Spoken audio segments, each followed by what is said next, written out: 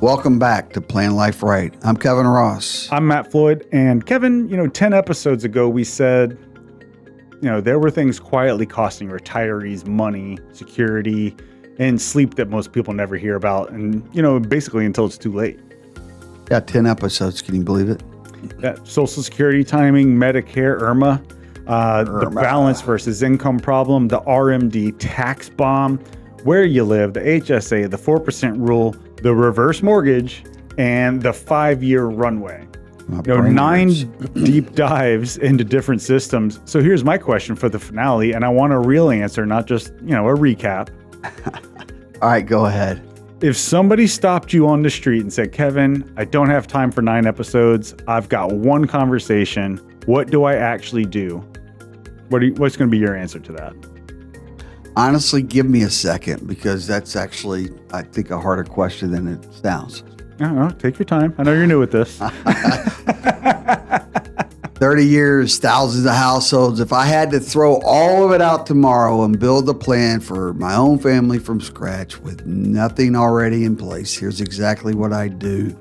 5 moves in order. And for anyone who hasn't heard the other 9 episodes, this is the map. Those are what's underneath each move if you want to go deeper into each one. Yeah, hopefully you do.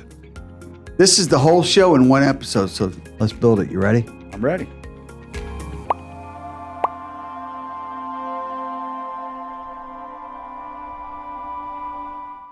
Okay, move 1. Before anything else, before Social Security, before taxes, before any product, you have to know one number. What number is that? What do my non-negotiable monthly expenses actually cost? That's housing, healthcare, food, utilities, insurance. The real number, not probably around $5,000. Right. You remember David and Linda from a few weeks ago, the couple with $1.2 million, who couldn't sleep? They had a balance, but they didn't have a number. You remember that one? I do. And you can't know if Social Security timing matters, or whether you need an income floor, or whether a reverse mortgage makes sense if you don't know what you're actually trying to cover. Yeah, that number's it's the ruler, right? Everything else gets measured against it. So step 1 this week for my own family, I'm building that number from real statements, not estimates. Then I'm asking the second half of move 1. And that is, what percentage of that number is currently covered by income that shows up no matter what the market does? Yeah, that's the income coverage ratio. Yeah, I like that. That's the ratio is the single most important number in this entire arc. Everything from here forward is about pushing it toward 80 or 90%. And I would throw out there too that it's not just that you want to make sure you have enough to cover that number. That's definitely important. But if you overestimate that number and you put too much of your nest egg towards guaranteed income, well, now you're sacrificing growth on that legacy money because you were just overestimating. I think it's 7,000, but it's really only 4,500. Right. You just lost a big chunk of your nest egg. That's right. That you would have been growing. That's right. Okay, so move 2, Social Security, and it's a move 2 and not move 1 for a specific reason. You can't make a good Social Security decision until you've got your number from move 1. Yeah, the $400,000 question episode. I remember that one. Yeah, so for my own family, I'd run the household analysis, not the individual one. What does this look like if I claim early? What does it look like if I delay?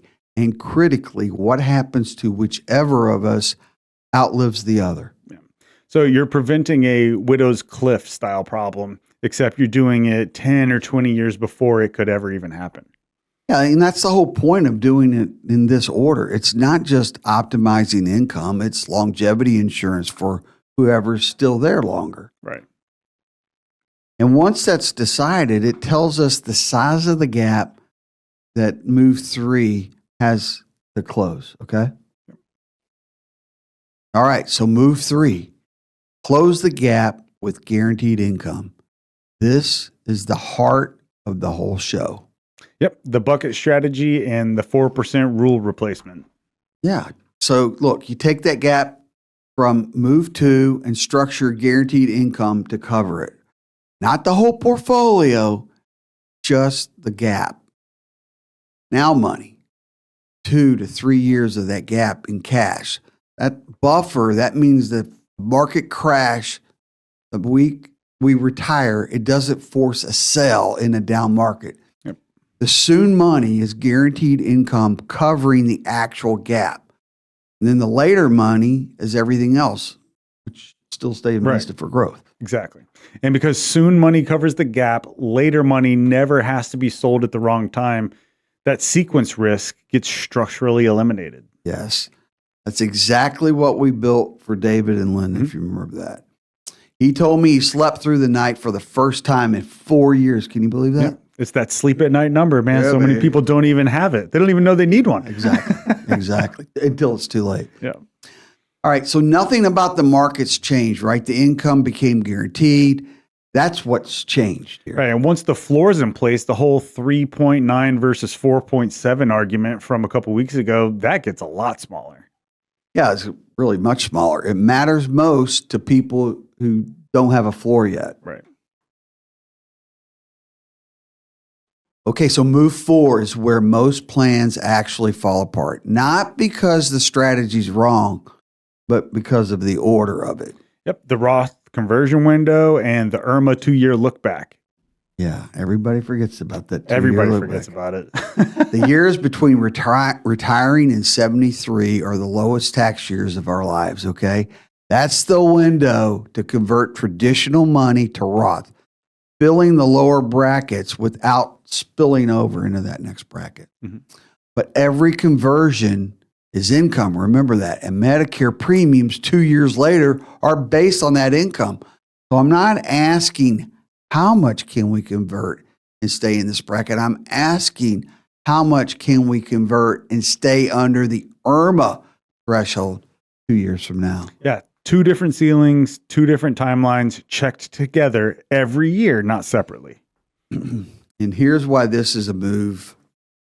And here's why this move 4 and not move 1. You can't plan the conversion amounts until you know the income floor from move 3, right? Mhm. Because that guaranteed income also counts toward both ceilings. Exactly.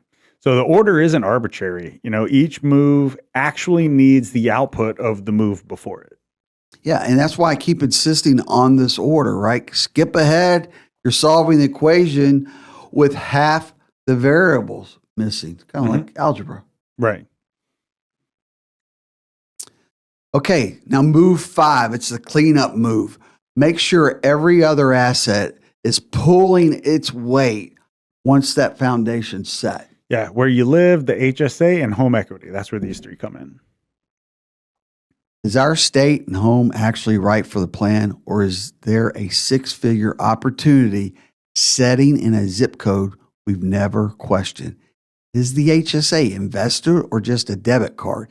Is home equity doing anything, or could a standby line of credit be quietly protecting the portfolio in the background? Yeah. None of these change the architecture, but each one, done well makes it stronger, and done poorly, it quietly drains it. Yeah, it's exactly that. You're right.